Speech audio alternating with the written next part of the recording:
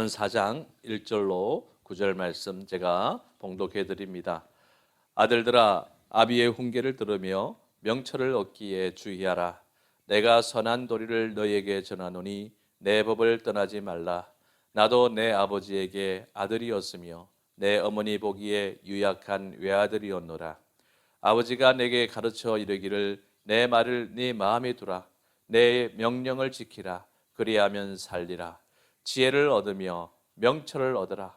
내 입의 말을 잊지 말며 어기지 말라. 지혜를 버리지 말라. 그가 너를 보호하리라. 그를 사랑하라. 그가 너를 지키리라. 지혜가 제일이니 지혜를 얻으라. 네가 얻은 모든 것을 가지고 명철을 얻을지니라. 그를 높이라. 그리하면 그가 너를 높이 들리라. 만일 그를 품으면 그가 너를 영화롭게 하리라. 그가 아름다운 관을 네 머리에 두겠고 영화로운 면류관을 내게 주리라 하셨느니라. 아멘. 사람은 저마다 잘 되고 싶어하는 본능이 있어요. 모든 사람들이 다 잘 되어야지 그런 생각을 가지고 일생을 살아가고 있다는 것입니다. 그런데 이런 생각을 가지고 살아가는 본인보다 더 잘 되기를 바라는 사람이 있어요. 누구일까요? 그렇습니다. 바로 부모입니다. 부모는 자기 자녀를 향해서 자녀들은 나보다 더 잘 되어야지 라는 생각을 가지고 있다는 거죠. 저희 아버님 역시 목회자이시고 지금은 은퇴하셨지만 저를 위해 기도하는 기도 제목이 바로 당신보다 더 큰 목회자가 되는 것이라는 것입니다. 이처럼 우리는 자녀들이 잘 되는 것을 너나 할 것 없이 다 소원한다는 것입니다. 그렇다면 그 자녀에게 무엇을 물려주어야 잘 되게 할 수 있을까요? 일반적으로는 가문의 명예를 물려주고 재산을 물려주고 싶어 하는 것이 이 세상의 원리처럼 여겨지고 있는 것이 현실이라는 사실을 우리는 부정할 수 없어요. 그렇지 않습니까?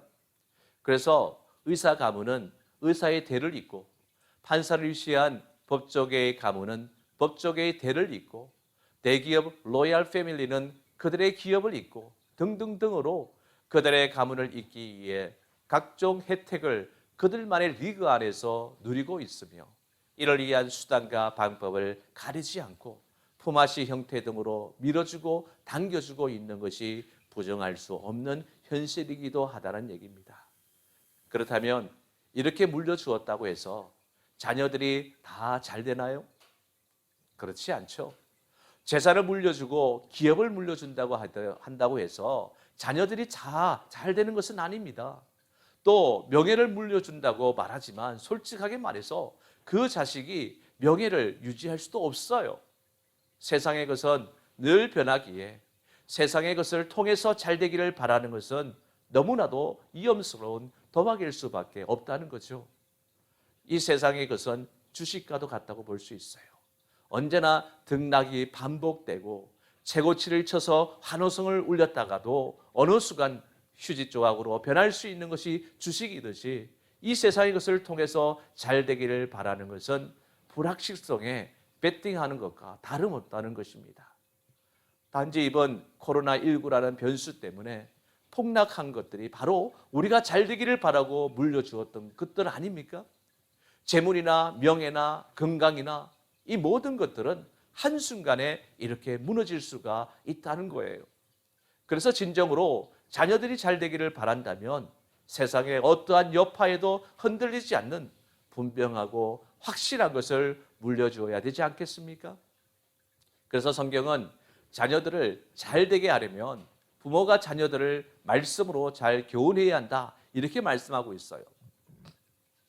영원히 잊을 수 없는 교훈, 어렸을 때나 나이가 들어서나 죽을 때도 변함이 없는 진리인 말씀, 이것을 유산으로 자녀들에게 물려줄 때 그 자녀가 잘 된다는 것입니다. 그 신뢰를 우리는 오늘의 말씀을 통해서 확인할 수가 있어요. 우리가 아시다시피 잠언은 솔로몬이 하나님으로부터 지혜로 받은 교훈서이지 않습니까? 그래서 잠언은 인생의 경륜을 압축하여 간결하게 표현되어진 경구나 속담집으로 구성되어 있어요. 그런데 일반적인 속담이나 격언보다 더 넓은 의미의 진리와 깊은 교훈을 담고 있다는 것입니다. 그래서 잠언서는 자녀들에게 잘 되라고 교훈하고 있는 교훈집이다, 이렇게 말할 수 있어요. 좋은 부모는 자녀들에게 잘 되라는 교훈을 남겨줍니다. 자녀들이 그릇된 길로 가지 않도록 깨우쳐 주는 것이 교훈이잖아요. 오늘 본문 1, 2절을 보세요. 뭐라고 하고 말하고 있습니까? 아들들아, 아비의 훈계를 들으며 명철을 얻기에 주의하라. 내가 선한 도리를 너희에게 전하노니 내 법을 떠나지 말라, 이렇게 말하고 있습니다. 이것은 솔로몬이 일반적으로 우리에게 교훈하고 있는 내용이지만, 솔로몬이 이런 말을 하는 것은요, 그 부모로부터 이런 교훈을 받았기 때문에 그렇게 말씀하고 있다는 사실입니다. 이어지는 3, 4절을 통해서 우리가 확인할 수가 있죠. 함께 읽겠습니다. 나도 내 아버지에게 아들이었으며 내 어머니 보기에 유약한 외아들이었노라. 아버지가 내게 가르쳐 이르기를 내 말을 네 마음에 두라. 내 명령을 지키라. 그리하면 살리라. 이렇게 말하고 있죠.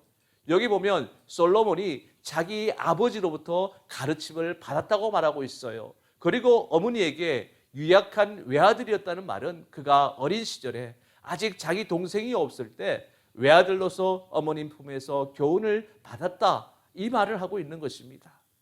그렇다면 솔로몬이 이러한 부모의 유언을 어떻게 받았습니까? 성경은 이렇게 말하고 있어요. 열왕기상 2장 1절에서 3절 말씀입니다. 함께 읽겠습니다. 다윗이 죽을 날이 임박하매 그의 아들 솔로몬에게 명령하여 이르되 내가 이제 세상 모든 사람이 가는 길로 가게 되었노니 너는 힘써 대장부가 되고 네 하나님 여호와의 명령을 지켜 그 길로 행하여 그 법률과 계명과 율례와 징글을 모세의 율법에 기록된 대로 지키라. 그리하면 네가 무엇을 하든지 어디로 가든지 형통할지라. 그렇습니다. 이 말씀을 솔로몬은 이 교훈을 자기 아버지로부터 받았다는 얘기입니다.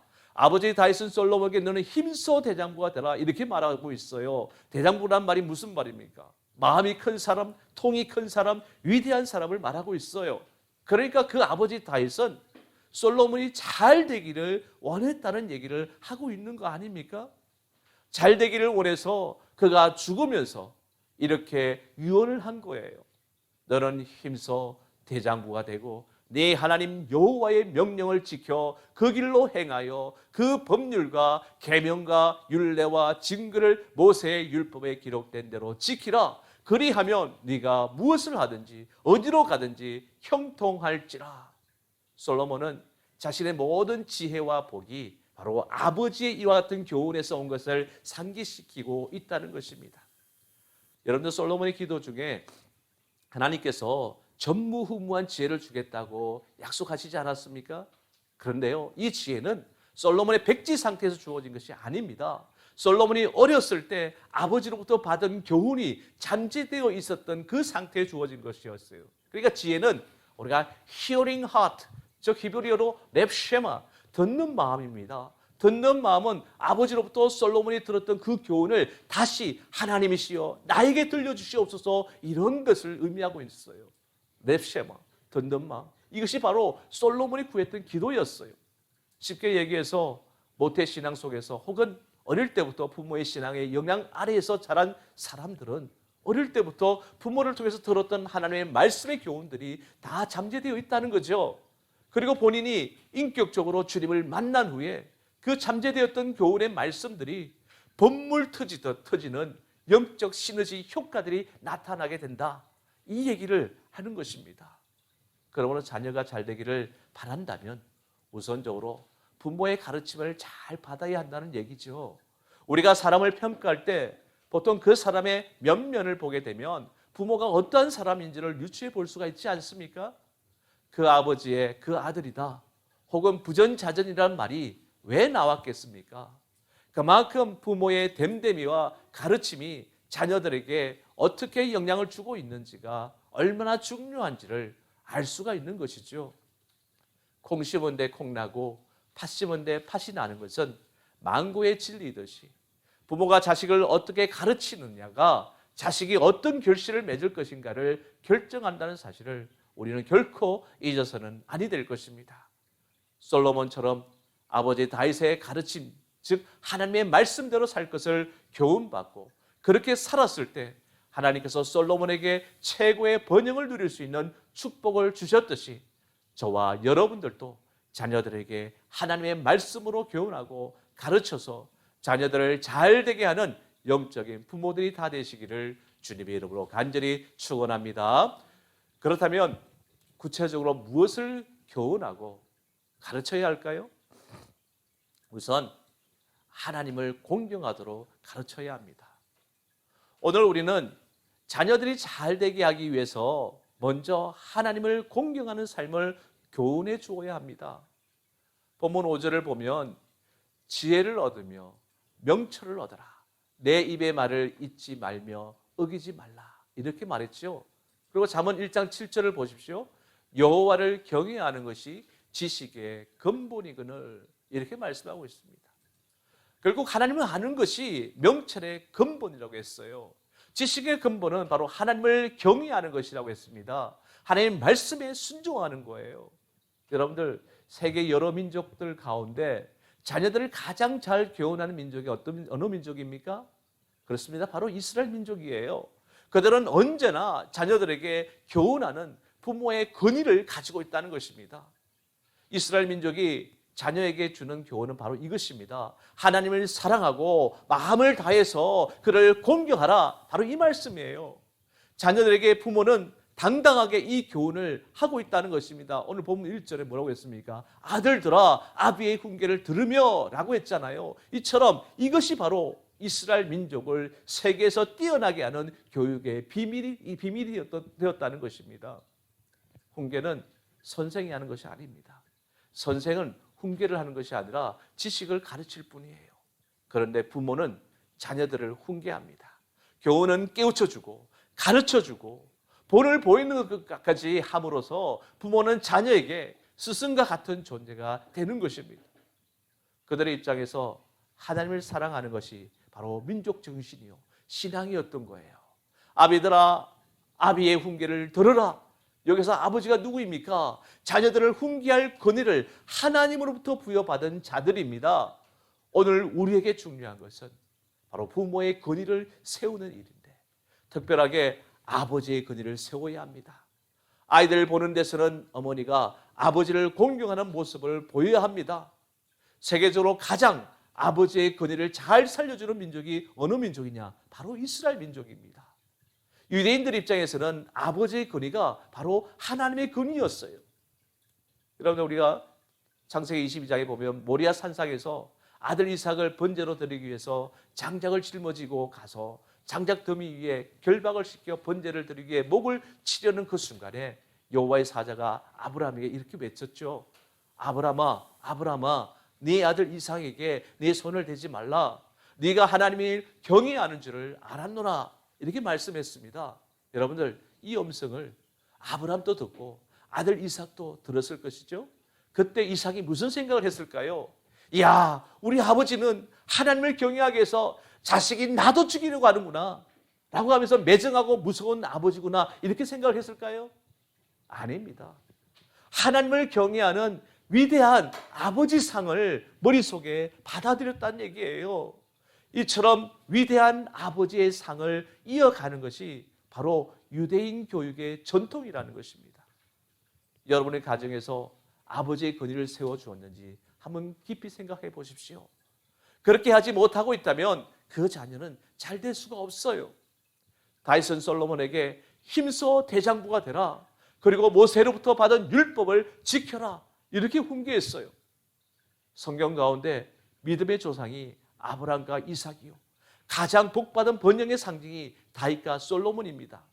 그래서 마태복음 1장 1절을 보면 아브라함과 다윗의 자손의 예수 그리스도의 세계라 이렇게 말씀하고 있지 않습니까? 그 아버지와 아들의 신앙 속에서 우리에게 자자손손 대대의 복을 주기 위해서 바로 예수 그리스도가 이 땅에 오셨다는 것을 의미하고 있는 것입니다. 이 은혜가 우리 모든 성도에게 임하시기를 주님으로 간절히 축원합니다. 하나님을 경외하는 부모가 자녀들 역시 하나님을 경외하는 자녀로 양육하게 되어진다는 것입니다. 결국 하나님을 경외하는 자녀로 양육하는 것이 바로 자녀가 잘되게 하는 첫 번째 기름을 잊지 마시고 자녀들에게 하나님을 경외하는 본을 보이시고 하나님을 경외하도록 가르치는 영적인 부모들이 다 되시기를 주님의 이름으로 간절히 축원합니다. 두 번째로 우리가 가르쳐야 할 것은 바로 부모를 공경하도록 가르쳐야 합니다.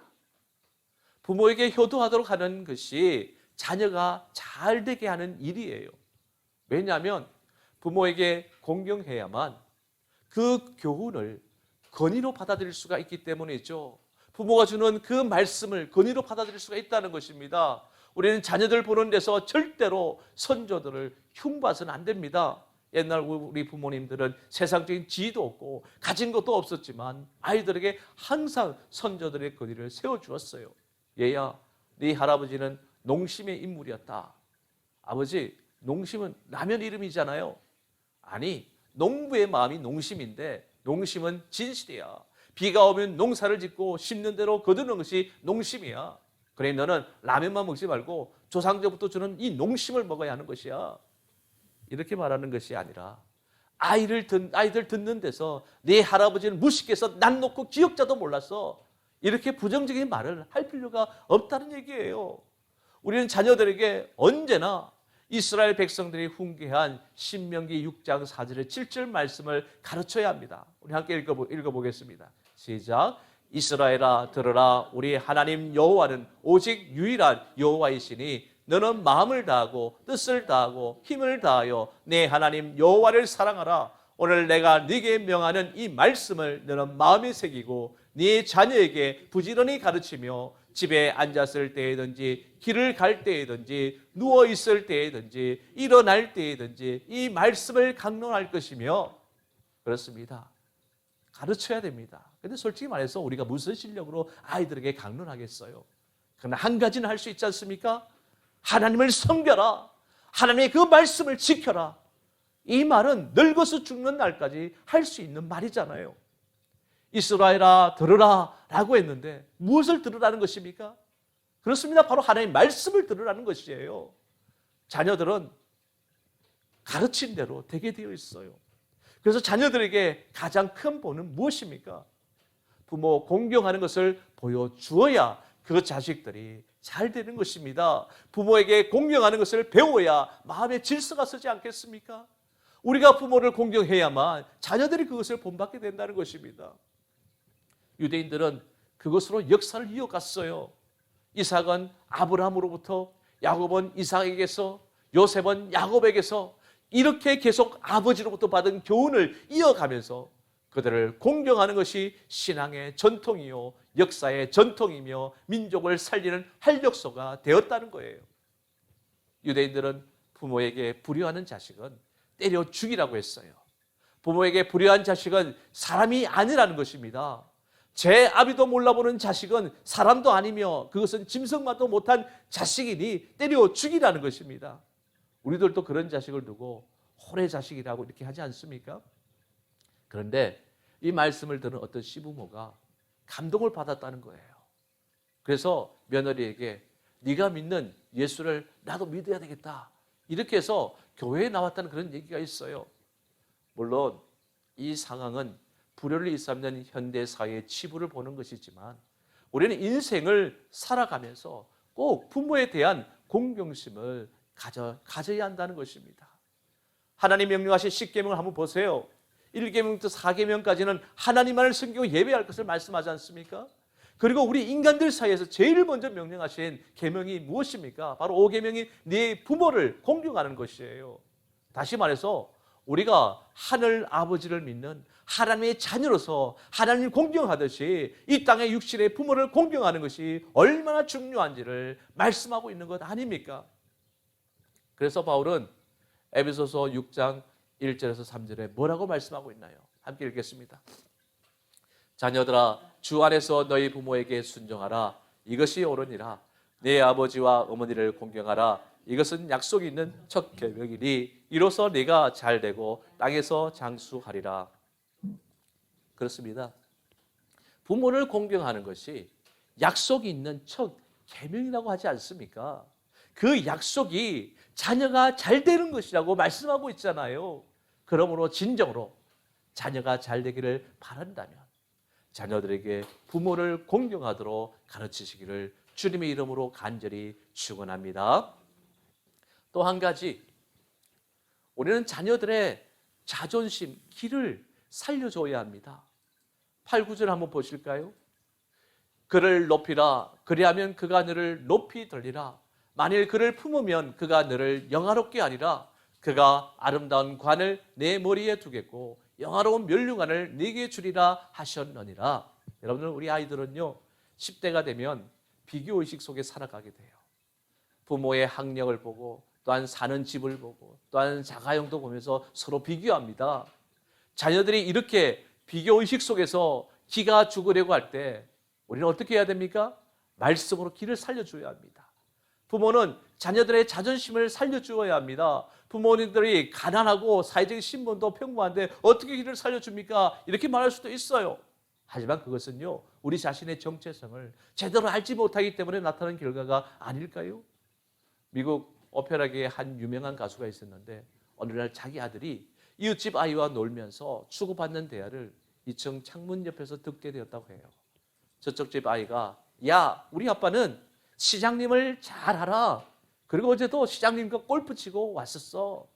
라고 말하니까 이쪽에 있는 자기 아들이 이렇게 대답했다고 합니다. 그래? 우리 아버지는 하나님을 잘 아신다? 그래서 어제도 예수님을 모시고 다녔어. 오늘도 그렇게 다니신다고 이렇게 했다고 그래요. 이 말을 듣는 순간 그 아버지는 눈물이 쏟아져서 서재로 들어가서 많이 울었다고 합니다. 하나님을 잘 아는 아버지를 이처럼 떳떳하게 생각하는 아들이 얼마나 자랑스럽고 고마운지, 네가 기죽지 않고 그 마음을 갖다니 고맙구나, 이렇게 하면서 하나님께 감사 기도를 드렸다고 합니다. 그렇습니다. 우리 이 땅에 살면서 신성한 자존심을 가져야 됩니다. 우리는 왕 같은 제사장들이에요. 하나님의 자녀가 된 권세를 받아 누린 자들 아닙니까? 그런데 왜 기죽고 살아야 하나요? 옛날 유머에서 나왔던 멘트처럼 음매 기죽어가 아니라 음매 기사라가 돼야 되지 않겠어요? 부모가 기죽지 않고 살아야 자식도 기죽지 않는데, 시시콜콜한 것에 기가 죽으면 자식의 기를 죽이는 것과 다름없지 않겠습니까? 이런 일로 자식을 노엽게 하지 마십시오. 자녀들에게 하나님의 자녀임을 분명하게 인식시켜 주시고 오직 주의 교훈과 훈계로 양육하세요. 그래서 그들의 정체성이 감히 그 어느 누구도 범접할 수 없는 하나님의 자녀임을 강조하세요. 그러므로 당당하게 사시기를 바랍니다. 우리는 하나님의 영광스러운 자녀잖아요. 그러므로 우리가 당당할 이유는 차고 넘치는 것 아니겠습니까? 할렐루야. 오늘 본문은 결론으로 이렇게 말하고 있습니다. 6절에서 9절 말씀입니다. 지혜를 버리지 말라. 그가 너를 보호하리라. 그를 사랑하라. 그가 너를 지키리라. 지혜가 제일이니 지혜를 얻으라. 네가 얻은 모든 것을 가지고 명철을 얻을지니라. 그를 높이라. 그리하면 그가 너를 높이 들리라. 만일 그를 품으면 그가 너를 영화롭게 하리라. 그가 아름다운 관을 네 머리에 두겠고 영화로운 면류관을 네게 주리라 하셨느니라. 여러분, 여기서 그가 누구입니까? 바로 그는 지혜를 말하고 있어요. 그가 너를 지키리라, 즉 지혜가 지킨다는 말입니다. 그를 높이라, 즉 지혜를 높이라는 말입니다. 이 지혜는 바로 하나님을 경외하는 것이기 때문에 곧 하나님을 높인다는 뜻이에요. 우리 자신들이 하나님을 공경하고 부모를 공경하고 자기 속에 하나님을 모시는 영광스러운 존재가 되면 그들은 어느 곳에 가든지 영화로운 존재가 되어 잘 된다는 것을 오늘 말씀은 교훈하고 있다는 것입니다. 이 잘되는 복이 저와 여러분들의 자손 되도록 있기를 주님의 이름으로 간절히 축원합니다.